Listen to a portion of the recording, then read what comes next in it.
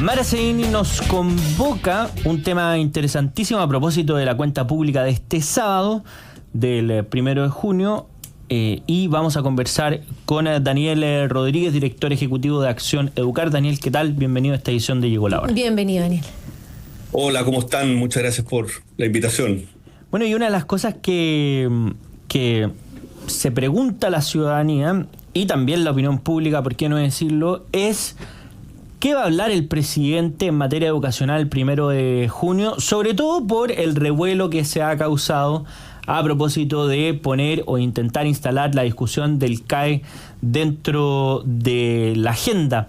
En general sabemos que el marco de este gobierno es un gobierno que se ha relacionado mucho y son las fuentes de sus militantes, la discusión educacional, pero vemos que en los años anteriores al menos su presencia ha sido más o menos tangencial o más o menos simbólica y alejado de cuestiones importantes que hemos visto el último tiempo, como deserción o ausentismo y un montón de cosas más. ¿Cómo ves tú que va a ser el marco para este 1 de junio, Daniel Rodríguez?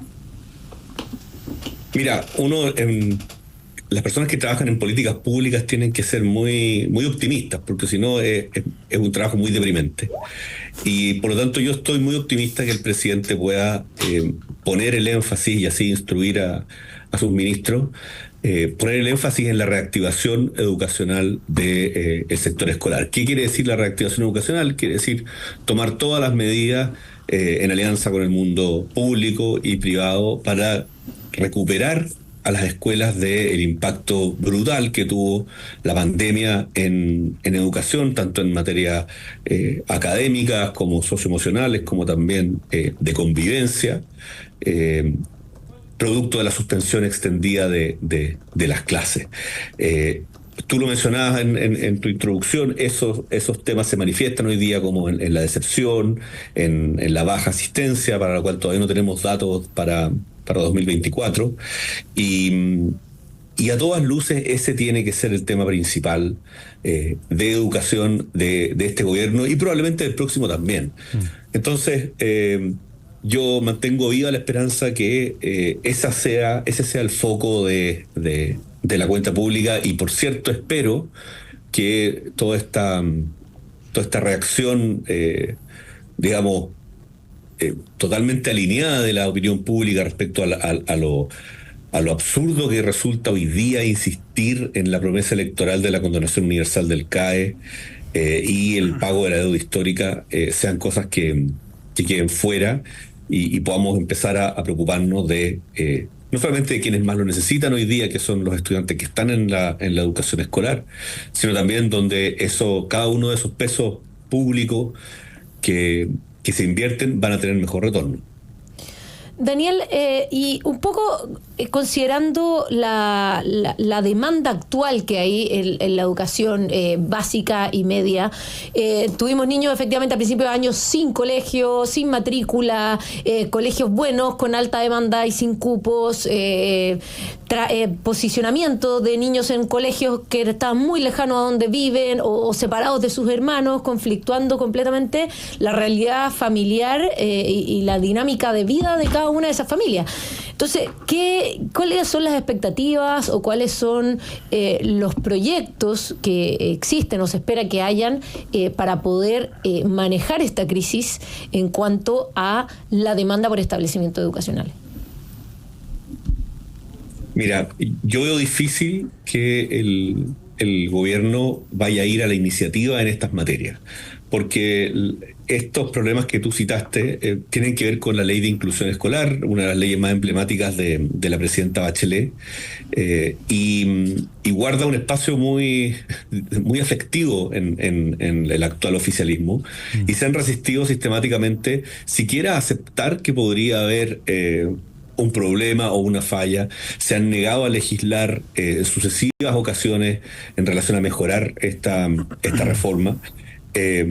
Incluso habiendo voces como la alcaldesa de Quinta Normal, Karina Delfino, voces del mismo oficialismo del Partido Socialista que indican que es necesario, que es prudente hacer cambios a esta reforma, porque la reforma generó externalidades negativas muy graves, por ejemplo, en el caso de los liceos emblemáticos.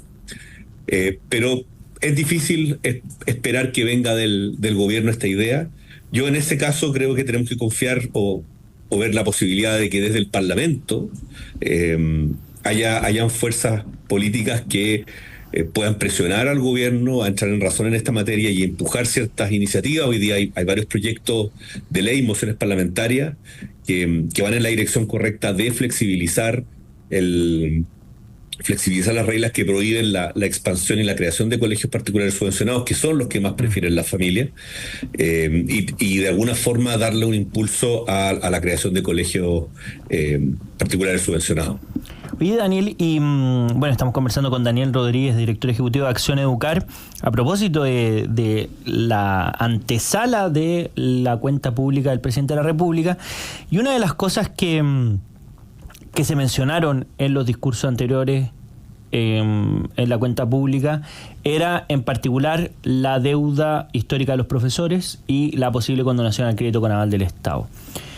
Han mencionado algo de esto segundo, pero ¿te parece que van a ser elementos que nuevamente vuelvan a utilizarse a propósito de todo el contexto político también que hay en torno a la cuenta pública y a los grupos de apoyo que ha tenido históricamente el oficialismo? ¿Cómo lo ves tú? Yo creo que hay que ser realista, y si bien yo espero que el presidente mencione temas que tienen que ver con la educación escolar, lo más probable es que en un contexto electoral el presidente busque reafirmar ciertos grupos de interés y electorales que son muy cercanos a su sector, y de esa forma, y para lograr eso, utilice la condonación del CAE y el pago de la deuda histórica de los profesores. Ahora, hay una limitación objetiva, que es que estos temas se han repetido en las cuentas públicas varias veces ya, y incluso con plazo. Recordemos, en la cuenta pública pasada el presidente comprometió un plazo para el caso específico de la deuda histórica de los profesores. Luego, tras un paro que desactivó el ministro Cataldo recién nombrado, también se comprometió el plazo de diciembre del 2023 y todavía no hay públicamente una propuesta. Entonces, creo que también hay un riesgo de abusar del instrumento cuenta pública y abusar de la confianza de los aliados si nuevamente se vuelve a reafirmar un compromiso para el cual no ha habido espacio alguno o señal alguna de que eso se vaya a concretar. Y creo que aquí hay una tensión que debe resolverse. O sea, uno entiende que el gobierno puede tener dos almas y que existan tensiones entre áreas del gobierno que se resuelven en distintas direcciones. Pero lo que uno no puede tener es un presidente que dice algo que sabe manifiestamente que no va a hacer, es decir, como una especie de doble discurso. Entonces, lo que uno esperaría para evitar la sospecha de cualquier doble discurso es una transparencia total a la opinión pública y a la ciudadanía, y que se diga, bueno, qué es lo que se va a hacer efectivamente y que se cumpla con eso, porque si no, mantener estas promesas permanentemente creo que genera un desgaste muy importante obviamente en el gobierno, que lo sufre, pero también en la institucionalidad, en la figura del presidente de la República, en la figura del Parlamento, que parece ser una organización que está permanentemente haciendo promesas que no logra cumplir. Daniel, en esa línea, usted, como entendiendo que acá hay ciertos grupos de presión, efectivamente, con los cuales el gobierno se ha comprometido y aparentemente van a seguir siendo las banderas de batalla acá en adelante, ¿qué es lo que realmente hay que priorizar hoy día en la educación? Porque estamos hablando de entregarle recursos a los universitarios cuando efectivamente tenemos un déficit muy importante en cuanto a la recuperación de los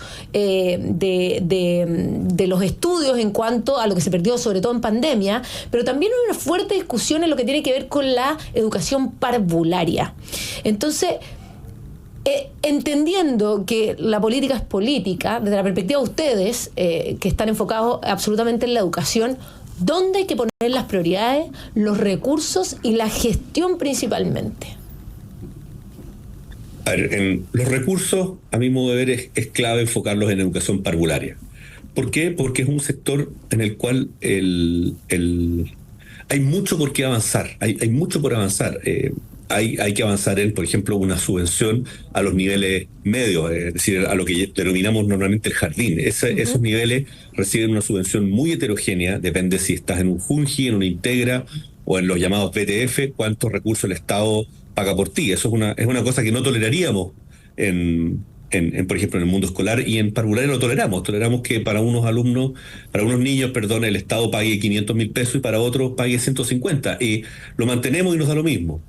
Eso es algo que se ha tratado de abordar, pero nunca pero siempre ha habido mucha oposición, en particular de los actores que hoy día están en el gobierno. Y sería un gran avance poder avanzar, perdón, un gran avance poder mejorar el sistema de financiamiento de la educación parvularia. La cobertura. La última vez que se hizo un esfuerzo grande en cobertura tuvo que ver con los jardines meta de la presidenta Bachelet, pero aún así, en los niveles medios, tenemos una cobertura muy, muy baja, que se mantiene baja no porque no haya, digamos, niños que quieran asistir, sino porque se ha negado sistemáticamente a la apertura de proveedores privados subvencionados. Y se ha mantenido esa opción, digamos, estrangulada por parte del Estado, y es exactamente lo que estamos viendo hoy día en el proyecto de Sala Cuna. El proyecto de Sala Cuna, el cambio, las indicaciones que ingresó el gobierno hoy día, ¿a qué apuntan?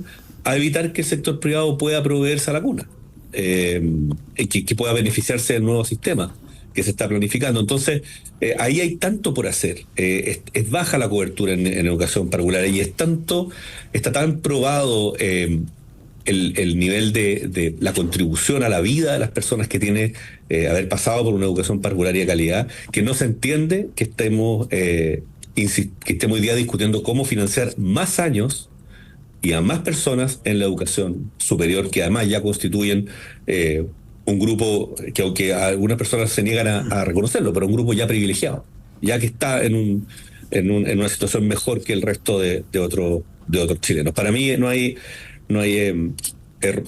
confusión en eso. Y en términos de la gestión, que encuentro muy interesante, Mara, que lo hayas puesto así, en términos de la gestión también hay esfuerzos posibles y muy potentes que hacer en educación escolar. El mundo escolar está muy agobiado por la burocracia, por el exceso de regulación.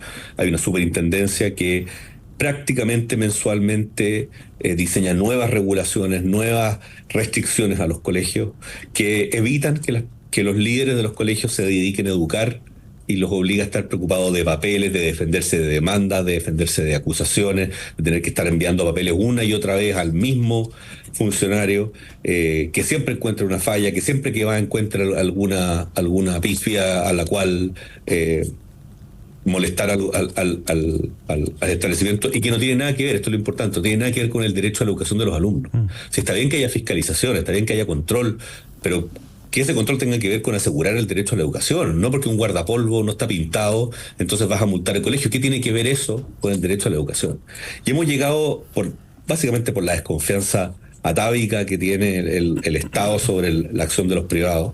Hemos llegado a un nivel de fiscalización irracional, y con la gestión esto se podría arreglar. Esas dos cosas que hemos mencionado aquí a la pasada serían una contribución enorme para el sistema educativo, pero no son parte, lamentablemente, del foco del actual ministerio.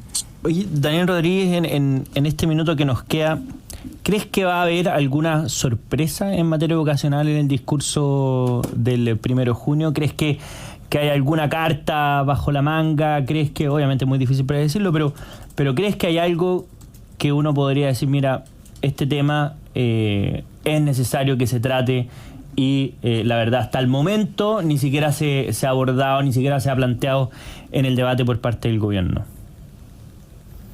Mira, siguiendo en la parada del optimismo, recientemente el Ministerio publicó un Plan Nacional Docente, que lo que hizo fue reunir varias políticas administrativas que tienen que ver con los profesores, y anunció modificaciones, que no está claro para dónde, de la beca vocación de profesor, y también la idea de una carrera directiva que tiene que ver con mejorar la condición laboral, las atribuciones y las remuneraciones de los directores escolares. si el presidente o el ministro, me imagino a través del presidente, decidiera ponerle fuerza a esas ideas, creo que sería una gran sorpresa, porque es algo que está fuera del debate hoy día, pero en el mundo académico es ampliamente comentado como necesario. Si nos aproximáramos, en contraste con el tema de la deuda histórica, si nos concentráramos en los docentes que están hoy día en el sistema y los que vendrán, y no en los que estuvieron, creo que sería una gran sorpresa muy positiva para esta cuenta pública, y creo que además sería muy coherente con el proyecto político del gobierno. Entonces, no le estoy pidiendo pera al olmo. Bien, bueno, le agradecemos a Daniel Rodríguez, director ejecutivo de Acción Educar, por habernos acompañado en esta edición de Llegó la Hora. Muchas gracias, Daniel. Muchas gracias a ustedes. Y nosotros nos vamos a una breve pausa.